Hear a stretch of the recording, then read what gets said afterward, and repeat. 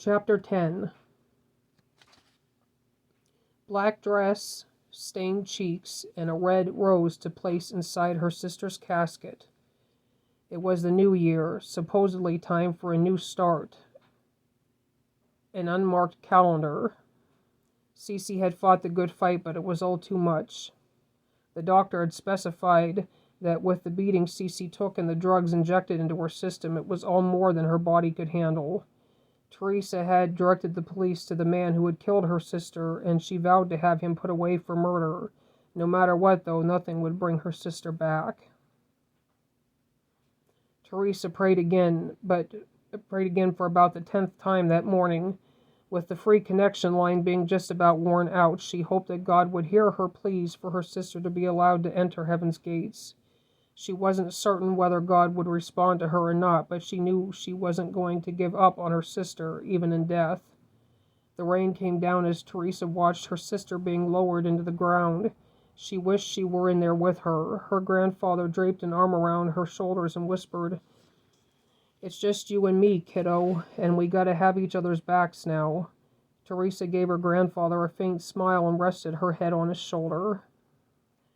It was the 10th of January, and Teresa stared into her empty coffee cup. The Monday morning traffic jam outside of Nessie's Coffee Emporium had finally eased up, and the rain had poured through the night ceased its commotion, making way for a beautiful burst of sunshine. Teresa hardly noticed the outside ongoings as she was daydreaming again.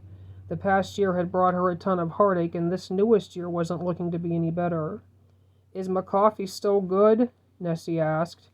"It's the best. How did you remember me after all this time?" "Ain't nobody gonna forget a beautiful girl like you. You still lost, girl?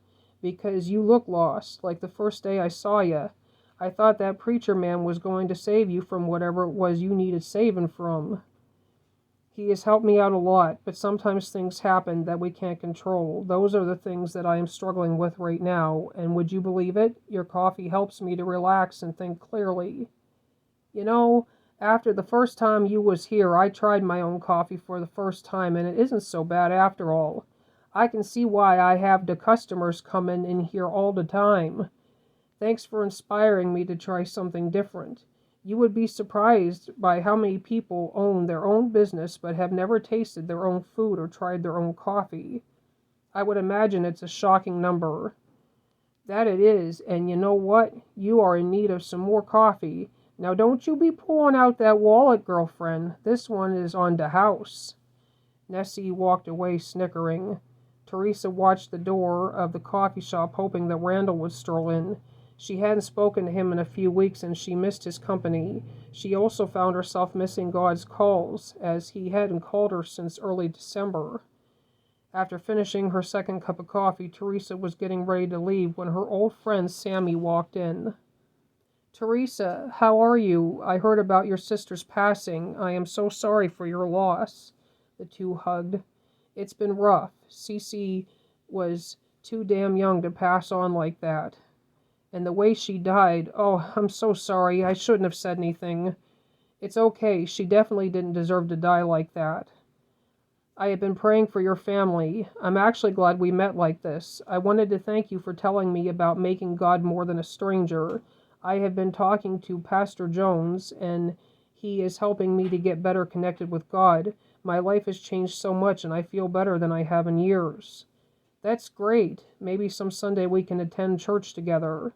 "Sounds like a plan. I'll let you go now, but again, I am truly sorry for your loss. If you or your family should ever need anything, please give me a buzz." "I will, and thank you."